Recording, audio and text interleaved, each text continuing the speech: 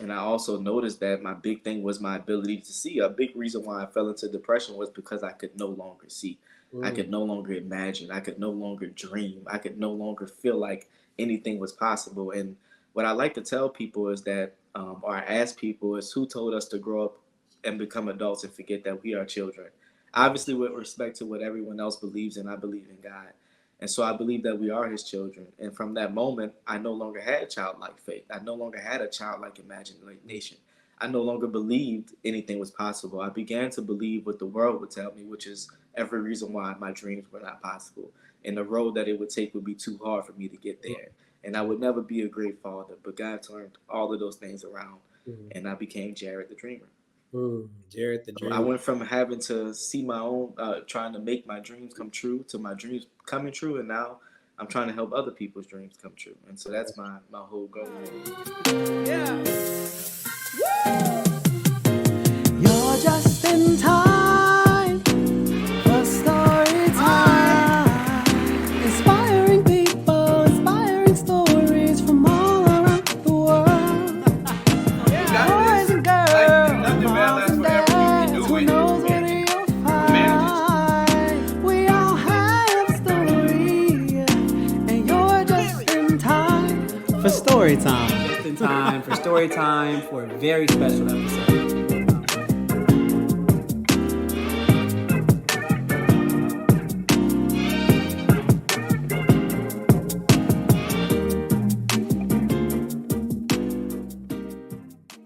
What's up? What's up? Welcome back to another episode of Just in Time for Story Time.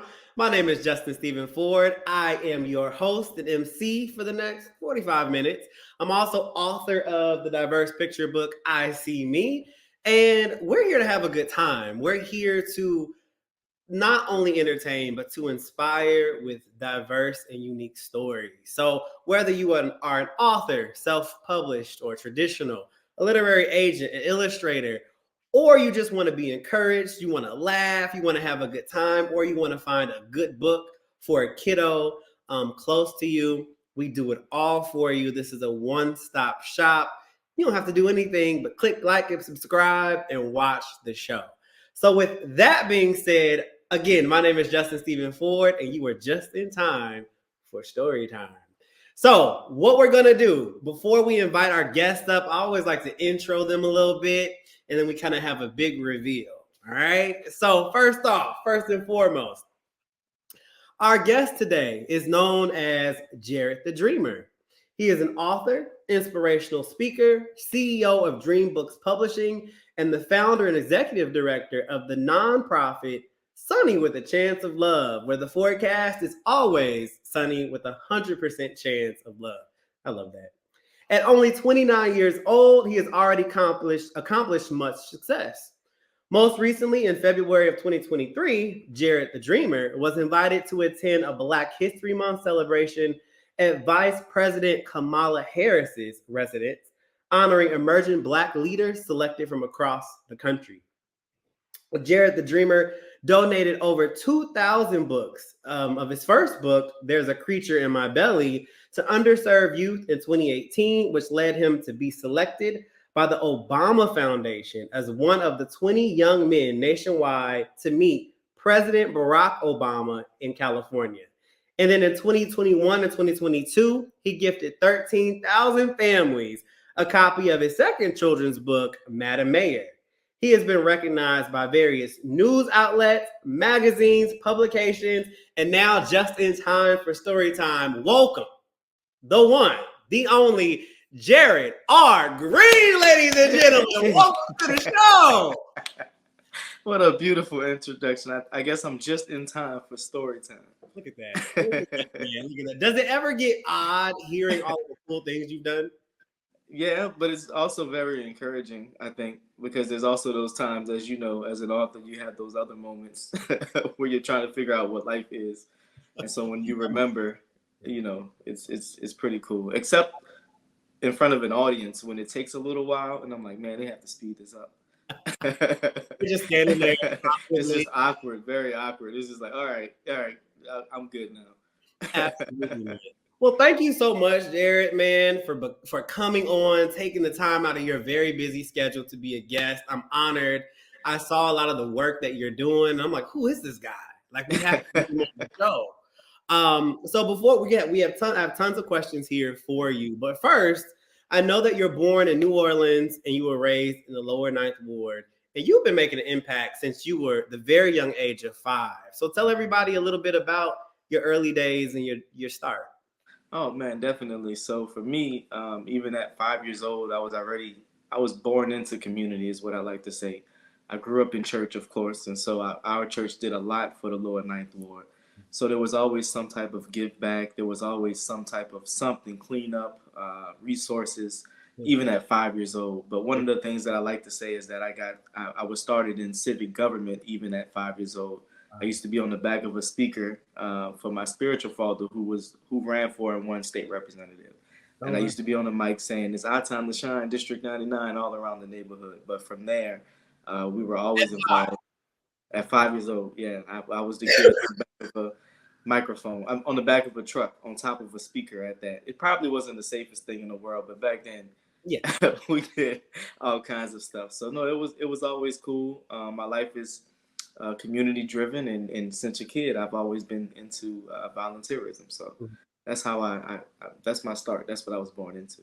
That's so awesome, man. That's so awesome. So you were born into this. You have a very rich spiritual upbringing, it sounds like, which I think is amazing. And that's always a great foundation for anybody. Mm-hmm. But then books, right? Where did books first kind of come into your life? You know, we have 2 books that I have that you've written, but where was your first introduction where you were like, I want to be an author? Oh, I don't know. I don't remember. Well, that was later on in my life, but in the early years, we have that foundation, and I'm so grateful to have my mother and my father in my life, and grew up in a 2-parent household. So I had my troubles growing up still, but I can't lie and say that I had those type of issues. But they took us to Barnes and Noble every single Friday, and we had a chance to go into the kids section and be free while they ran upstairs. What we used to call the adult section, I now know is just music and business. But we used to roam free back there. They used to have story time. But they used to give us cookies and juice, and we can just sit around and enjoy books. And my mom always encouraged us to just go surfing through the library, and she used to always take us to the library.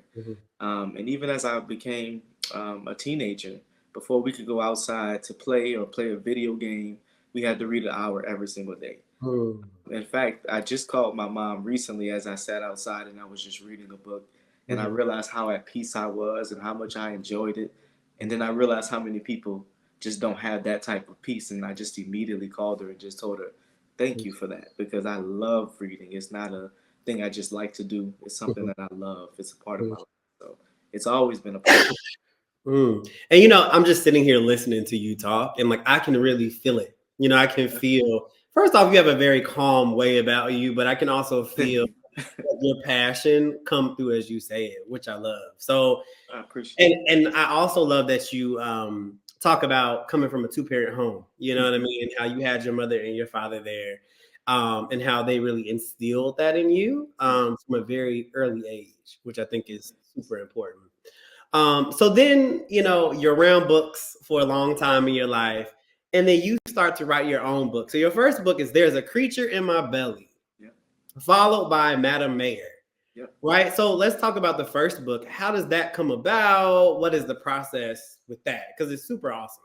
So I wanted to just make sure I added in that just like I was reading at a young age, I was also writing at a young age. In fact, most of the schools I went to, if I had to test into it, I didn't get in because of math and because of some of those core subjects. I got into them because of creative writing.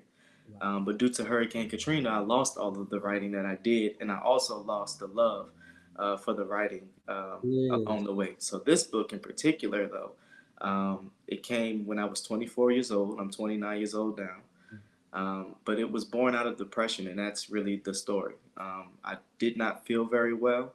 I was not very happy with myself, and I did not feel like I could actually achieve the purpose that I felt like I saw when I was a child. That big, bright imagination, you know how it goes. They tell you you can be and do anything you want to be up until you get older, and they tell you every reason why you can't.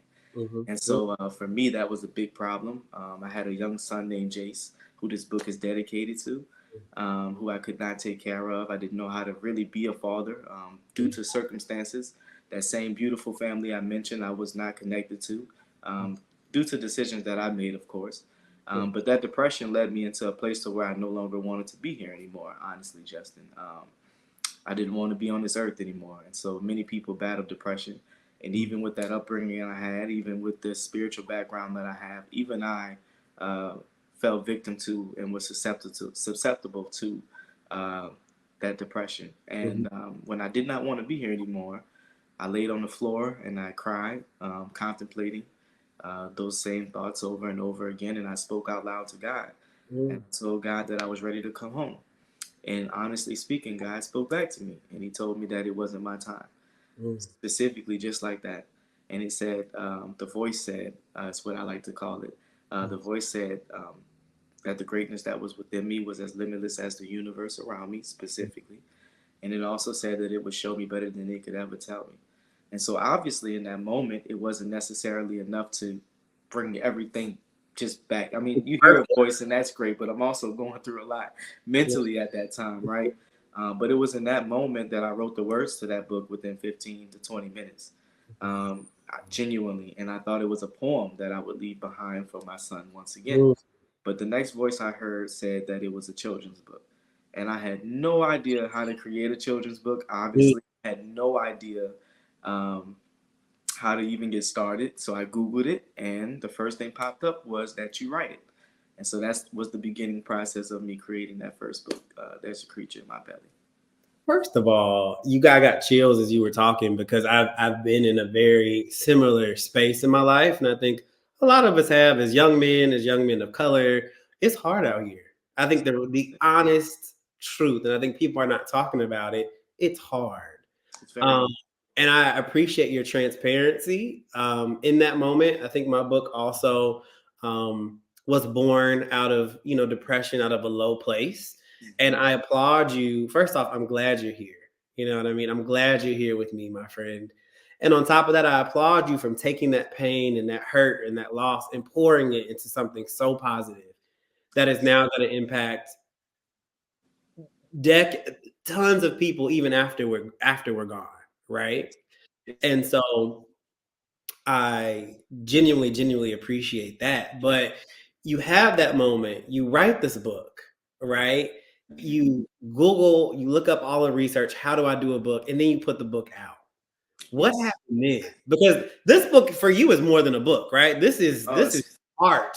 This is my baby. That's what I It's call your baby. Yeah, it. And one of exactly. the things I also say, Justin, is that I don't sell books, I give purpose. And so Mm, for me, it was never about selling one copy of a book. For me, it was always about if I was able to get to that point in my life, then how many people also can get to that point in their life. But then it made me think about how many people didn't make it past that point in their life. And then it made me think further about what I could do to help children to be able to get to that point. Because if you get to that point in your life, it's inevitable for many different people. mhm, But I realized the only difference between me and a lot of people who are not here was mhm, the fact that I heard a voice, was the fact that I was taught that I had a purpose. I was told that I would do great things. I just couldn't necessarily put a finger on exactly what those things were. sure, And I no longer thought I could get there from here. And mm, so not only did God show me better than he could tell me, like he said he would, right? But about a year and a half is when I finally finished it. And I wanted to, again, with that same mission in mind, um, really give kids something to lean on for when they do, or if they do, reach that point in their life. mhm, And this book is something that I decided I wanted to do 1,000 copies of and give to kids and put into the homes. mhm. It's the best business card in the world too, as well. I can print 1,000 Vista print business cards right now, but nothing's going to be more impactful than having this book in your home Yeah. for life or on your shelf for life. So that was an aspect of it too. Mhm, But I began to raise money, and the money that I raised, I was actually dealing with homelessness at the time. mhm. So I didn't really have a place to stay. I was staying with people, living on people's couches. So some of that money that I raised, being honest with you at the time, it went to making sure I had some food to eat and that I Hey, could provide some things to my son. yeah. But the story is the story, right? And at the end of the day, I had a fundraiser, my first ever fundraiser, and I only raised $400 at the fundraiser. I told stories all night. It was packed to the brim, but I forgot to actually raise the money I needed. I needed over $5,000. Yeah. And kid you not, city councilwoman recognized my efforts, and they wanted to present me with a proclamation from the New Orleans City Council the very next day. Wow. I get to that city council proclamation. It's on TV because it was a budget hearing. And while I was on TV and I was just presenting, someone heard my story and they wanted to donate $1,000. Wow. And so at the time, Councilman Jason Williams stopped the meeting and said he wanted to match that $1,000. Another councilwoman, Helena Moreno, who's down here now, still decided to match that $1,000, and someone else watching on TV decided to write a check for the rest. And the funniest part about this story is that $400, that was $5,000 that I needed, and that $400+ ended up being the taxes. And so not only did God give me what I needed to print the books, but he also gave me the tax as well. And from there, man, kid you not, I ended up on TV, Channel 6, Channel 8. In the very next year, within maybe 4 months, I won that competition with the Obama Foundation, and I was on my way to meeting President Obama. So this book was already printed, and at that point, and 1,000 copies was going out. And of course, I've done more over the years, and I continue to do so. That's so big. I'm like watching I know I'm interviewing you right now, but I'm also like, I just want to sit back and listen. I could listen to you talk. Well, and that's why I have to stop myself, because I'm like, Justin, if you just let me talk, I'm going to keep. Go for it, man. Please stop me. No, you have such rich experiences that you're sharing. So you said so many things in that. Even when you started this, you said you weren't necessarily out to make money. No. You said I needed money, but is what you said, right? Yes. Selling a purpose. Yes. And I think that's so Gifting important. a purpose. Gifting. Say that again. Gifting a purpose. I don't sell books. I gift a purpose. Gifting. That's gifting a purpose. I'm writing that down. I'm putting it on my phone. That's gonna be my wallpaper. But I think when you're doing things like this, right, and you're doing things from the heart, when you're trying to promote children's literacy and diversity and inclusion, I don't think if you're doing it with the goal of being lucrative, if you're doing it with the goal of making money, this is not the thing for you to do. You know what I mean? This has to come from your heart, because you love it. And I can tell when you talk about it. And I think when you do it from that way, things like that happen. Yes, the door's open, and genuinely, I mean, there's statistics to back up, as you know, how important reading is in every aspect of a child's life, of our lives, growing up, and the impact that it has across the board. But I believe it was Erickson who said that 95% of a child's brain is actually fully developed by the age of 5 years old. And from the ages of 5 to 15, the main question is, who am I and where am I going? I mean, kids want to know. There's a innate desire to know who they are, who we wanted to know who we were at that same time. Our brain was developing to make us realize that we needed to know that there's a reason that we were put here on this earth. And so many people that I speak to, mostly adults, of course, do not know even to this day what their purpose is. And then after getting a chance to interact with them, I believe that they're that much closer to finding it. Beautiful, man. That's beautiful. And that's true. I think, like I said, when I wrote my book, I See Me, we were in the pandemic. I had just entered into my 30s, and I was just like, what is life? And I think it's such an elementary, basic question, but it's such a huge question. Like, what are we here for? What is the purpose? And I think that's something we have to ask ourselves when we're 5, when we're 15, when we're 35, 65. It's a forever question that we have to do. And I think that, I've had people read my book, and I'm sure you've had the same experience where, you have parents, learning more than the child does sometimes about themselves. They don't want the child to touch the book. The child has to ask permission to get the book off of the shelf. I have to send them an extra copy for that reason. Now we're not going to just, slide past the fact that you met the VP and then President Obama. How was that? Let's talk about that. How was Kamala, your girl? How was Barack? Shout out to Barack. Yeah, it was awesome. Just being in California at that time, that was my first ever flight, so I had never flown before. Um, Mm. that video had went further than I thought that it ever would. Honestly, Mm-hmm. maybe not in viewership between my profile, but just within the sectors of that organization. Sure. So everything was beautiful. Getting there, being in the same spaces and rooms as so many change makers. So it wasn't just Yeah. the president that was there, but there were different leaders from Yeah. across the country, different CEOs, different educators, different doctors and lawyers, and so many people, our people, Yeah. at that. And it was a beautiful thing to see myself represented across every aspect of life from across the country. Mm-hmm. And then obviously with the president, you're not really told where he's going to be. He's in these different spaces and rooms. So I had a couple of opportunities to be in some of those spaces and rooms. But overall, one thing that I like to lean on the most about this story is faith. I was never in position to get the book into his hands directly Mm-hmm. from my hand to his hand. Mm-hmm. So the cool thing is that I had already signed the book in a full paragraph. It's President Obama, so of course I'm Sure. gonna write an Sure. eloquent note Sure. in there. And I also did one for Steph Curry, who was there speaking with him too as well. Very cool. And I was in the crowd. It was the last day, my last opportunity. There Mm-hmm. was no chance of me getting on stage, but there were some guys who I met out there, and they helped me to get the book on stage. And I'm yelling and screaming at the president Mm-hmm. that book is for him. The Sure. guy, little guy, points me out in the crowd. The president looks at me, and I'm going crazy. And then he just like, I got it, I got it. Calm down, I got it. And I was like, I'm I just can going totally hear him. I back. got it. I got it. Yeah, that's all you're saying. You can say, I got it. You're good. Calm down, calm down. That's all he's saying is calm down. Mm-hmm. Because it wasn't just me screaming anymore, though. When I got there, everyone began to buy into this mission. It wasn't the idea of us all getting there, the 20 young men and everyone else who was involved, Mm-hmm. just being there. But over time, meeting the people there, I started to tell everyone about the one reason why I came was to get a book into the hands of President Obama. So Mm. by that last day, honestly, there was a moment where Yeah. I just looked sad, and there was a guy next to me, and he said, "I'm only 5 foot 5 inches." So there was a guy next to me. He's like, "Look, man, you're too short to hold that. Give me the book. Let me hold it up." And I had the second copy. Someone else came and got it and was waving it, and all of us came together to help make that happen. And it's moments like that that I will honestly never forget. My gosh. And I think you said, first off, thank you for sharing that. But you also said something really interesting to me. You said my book or the impact wasn't necessarily reflected in views or numbers in social media.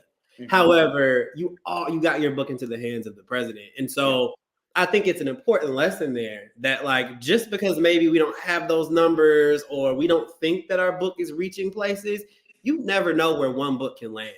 You never know. I'm sure you have books overseas, all over the world, and it's something that you made on the floor of your home at 24 in a dark place, and now it's in the hands of a boy and a girl all over the world in the White House. And I think that's just such a beautiful message too. Is that you didn't necessarily have a goal of like, okay, this needs to be here, but it worked out. You had good intentions. You had the purpose. You had the drive and good intentions, like I said, and that's where it landed. Well, That's I beautiful. realize that oftentimes God will show us the mountaintop, but He never shows us the mountain that we have to climb to get there. So even in that moment, I didn't fully see this book as, a way out per se, but it was just, for me, it was the ability to give something that I have. When you have nothing left to give, all you really can give is your purpose. And if you don't know what that is, you begin to find out when you lose everything. You're down to the last thing you have. That's the one thing that can come out. So just like what you did when you wrote your book and what others have done when they produce some of their greatest hits or their greatest works, right? It's like people wonder, why does that happen? Yeah. Why do you have to get so low? Well, in order to jump high, you got to crouch down very low. So True. yeah. Why are you so cool? No, I'm not. You don't understand how motivated I feel right now. Like, man, but it's true. You're Very speaking true. nothing but truth. My next question was going to be, what was one of your most memorable moments? Was it that so far when it comes to all the work that you've been doing, or? I think it would have to be all the child the second child literacy campaign with Madam Mayor. was Okay. probably the one, because at that point I have the name brand Jared the Dreamer. Before that, that time that we're talking about, I didn't have the name Jared the Dreamer. It was nothing but a thought somewhere in the Mhm. multiverse. Mhm. But eventually that aligned with me. But with Madam Mayor, I raised $27,000, and I was able to gift over 13,000 books to families. Wow. And to see that truck pull up of 13,000 books at one time, and trying to figure out Good boy. exactly where I was going to put it Mhm. and exactly how was I going to be able to. It was pallets of books, Mhm. and that's only, man, that's so many authors' dream. I'm self-published at that, and I think the statistic is, majority of self-published authors never sell 100 copies of their Yep. book. And so for me, it was again never about selling a book, but I already had thousands of books out there, so inevitably books were also sold because that Mhm. garners attention. Right. And when you sit a book inside of a home, you never know, like we said earlier, who's going to touch it and who's going to see it. So Yeah. I would say it would have to be that moment where we finished raising that money, and we began the journey of gifting over 13,000 books. That would have to be, off the top of my head, one of Mhm. the greatest moments. I could meet a lot of people, right? But um, Absolutely. meeting people is one thing, but making an impact That's is why something we do it. That's why that we do it. you can't make up that feeling. What what you've got me Why are you so laughing? you got me like I just think this is so amazing. I don't think I'm so like processing everything you're saying. It's really unprofessional, but No, I'm we're good. just so inspired by you, man. And then Jared the Dreamer. So that name, you didn't start with Jared the Dreamer, like you said. What happened for the Jared the Dreamer to happen? Well, my dreams began to come true. So Mm, remember what I told you, that I couldn't see how to get there from here. I don't believe in just dreaming at night. I'm not just a night dreamer. I'm a daydreamer, and I'm mm, not just a dreamer who has to sleep to dream. Actually, my dreams are more reality than my actual reality. So in those moments, things began to come to pass. The vision that I had for my life began to come into fruition. Things that God had promised that began to happen. mhm, And so from that moment, I believe that my story, which we won't have time to get into the background of what happened when I was young, right, but with that being said, my story was a lot like Joseph's in the Bible. mhm, And so when I noticed that, and I also noticed that my big thing was my ability to see. A big reason why I fell into depression was because I could no longer see. I mm, could no longer imagine. I could no longer dream. I could no longer feel like anything was possible. And what I like to tell people is that, or I ask people, is who told us to grow up and become adults and forget that we are children? mhm, Obviously, with respect to what everyone else believes in, I believe in God. And so I believe that we are his children. And from that moment, I no longer had childlike faith. I no longer had a childlike imagination. I no longer believed anything was possible. I began to believe what the world would tell me, which is every reason why my dreams were not possible. And the road that it would take would be too hard for me to get there. And I would never be a great father. But God turned all of those things around, mhm, and I became Jared the Dreamer. Jared the I Dreamer. went from having to see my own, trying to make my dreams come true, to my dreams coming true, and now I'm trying to help other people's dreams come true. And so that's my whole goal. That's beautiful, man. You we had Vanessa Brantley Newton on, which is, New York Times best-selling Big illustrator. time. Big time. And she literally said kind of something that you said. She said that there's a 5-year-old that lives inside of us, and that 5-year-old never goes away.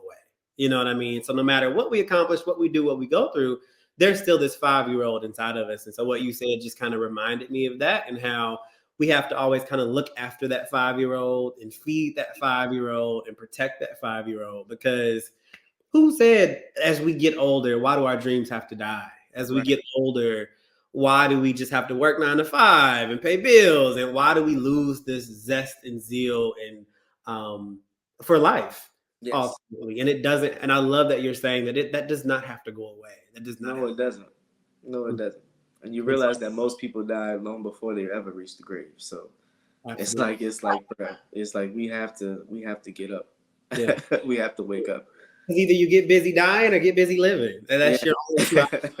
Literally your only two options. Yep, that's true. Um, so when it comes to diversity, so I see in your books here there are diverse characters. Um, Hmm. What does diversity and inclusion in children's literacy mean for you?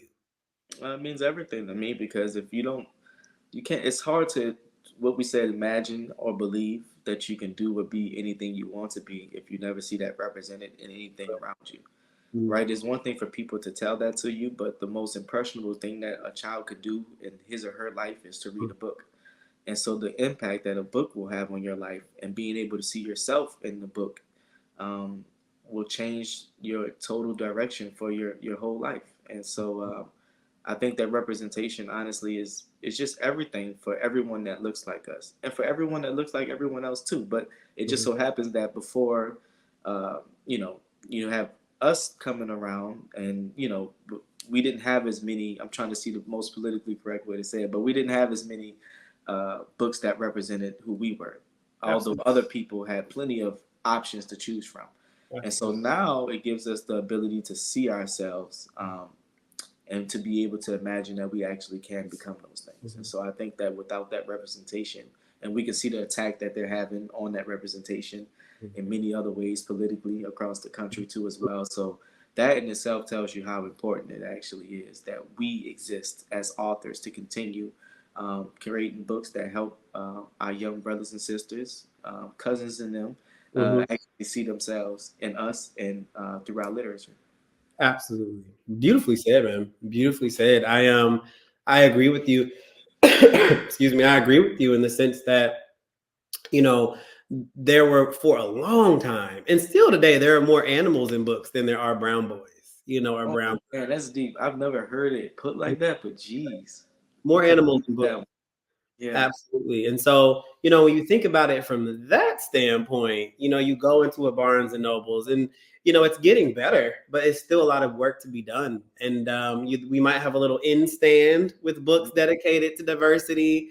You might have an in stand and another table, Uh huh. but you have a wall full of rabbits God bless the and truth. bless you, rabbits and aardvarks and other things. And so it's beautiful that you are creating books and that we are creating books where we see ourselves and letting children know you are worth it. You are enough.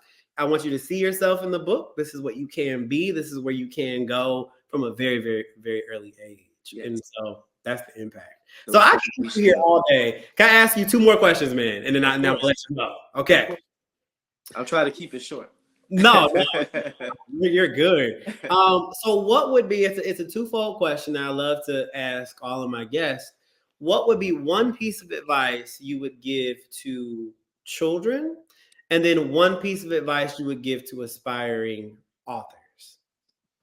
One piece of advice that I would give to children, just general advice. You sure? Yep. This is Jared the Dreamer Talks. Okay. Well, I just like to continue to encourage children that to know that the greatness within them is as limitless as the universe around them. That's my quote now, and it's something that I say almost everywhere that I go. Mm, And that you are who you think you are. mhm, That's so important to know and to have positive thoughts, have positive thinking, mm, and to continue to move forward doing good things. mm, I always say that if you do good things will happen for you. It always comes back around in a circle. And because I've done a lot of good things continue to happen for me, to me, mm, and now through me too as well. And so that could be twofold for adults and for children. But for adults, especially aspiring authors, mhm, man, my best piece of advice for an aspiring author would have to be to learn the art of the network. Because mm, network is not about your net worth or all of that stuff that they used to say, in those quotes growing up. mhm, But your network is everything to you. Your network is your tree. If you are the stump of the tree, or if you're the base of the tree, then where are your branches? Where are your leaves? What are you connected to, and who are you connected to? Your brand is your bridge, and if you build it correctly with the right on ramps and off ramps, then it can take you absolutely anywhere it is that you want to go.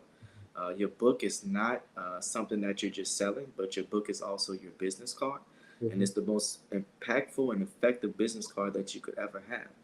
And then my also thing is, don't just desire to sell books, desire to give purpose.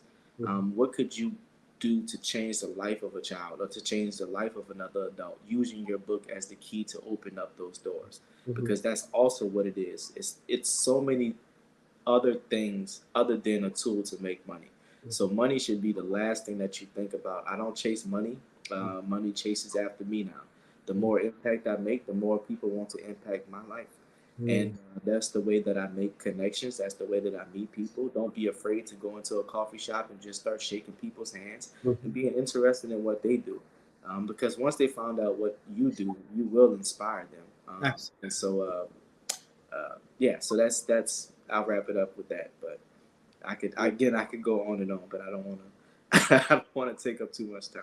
No, you're good, man. You're good. I thank you so much. And let me just say, to you, put the cards down, brother to brother, friend to friend, man. Like, I appreciate how you show up in the world. I genuinely mean this. I appreciate this interaction. This interaction to me is spiritual. You know what I mean? And this interaction to me is encouraging. And I know that it can be encouraging to so many other people, but being transparent, telling your story, telling your purpose, your why, and how you're accomplishing that is so encouraging, and never stop doing that, man. And I'm just glad to be in the presence of you, and glad to be able to share this moment with you. And I guess my next question is, will you come back? Of course. And I'll be just in time for story time, hopefully every single time. Do y'all see what he did there? Just in time for story time every time. I look forward to it. Tell everybody what's coming up next for you. So I have a new book that'll be coming out at some point next year called Jared the Dreamer. So it'll be a prequel to this book, There's a Creature in My Belly, and it'll teach you how I met that creature in my belly in the first place. And so this first one features me and my son, but this one is the one you get to see it come to life. Hopefully I'll have another child literacy campaign kicking off next year too as well. And I'm also just growing on my other platforms like YouTube, speaking engagements. And so I would just ask that people stay tuned, stay engaged, and just follow the dream. We love that. Jared the Dreamer, ladies and gentlemen. Tell them where they can find you. www.jaredthedreamer.com and Jared the Dreamer at Jared the Dreamer on all platforms. Gotcha. Jared the Dreamer, ladies and gentlemen, thank you so much for coming in the show. And we are going to have you back when you start, the campaign, when the book drops, just in time. You're back, man. Listen, thank you. Thank you for everything it is that you do. This platform is extremely impactful and effective. And I would suggest that any author that can find you, try to get on this platform before it blows up. And so I'm grateful for you, because as a children's book author, you're very much so needed. And I wish I had you like 3 or 4 years ago. But I'm happy that you're here now, genuinely. Absolutely. Jared the Dreamer, ladies and gentlemen, we will talk to you very soon, man. Okay, Justin. Thank you. Thank you. Absolutely. Listen, Jared the Dreamer got me dreaming while I'm awake.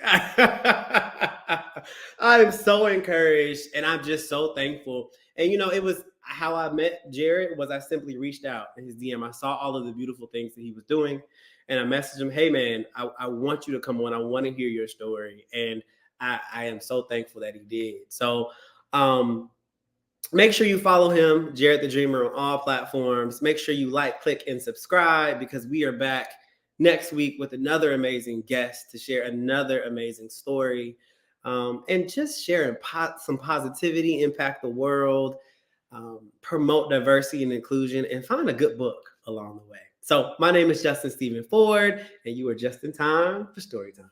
Take care, guys. So take a look. Who knows what you'll find just in time for story time.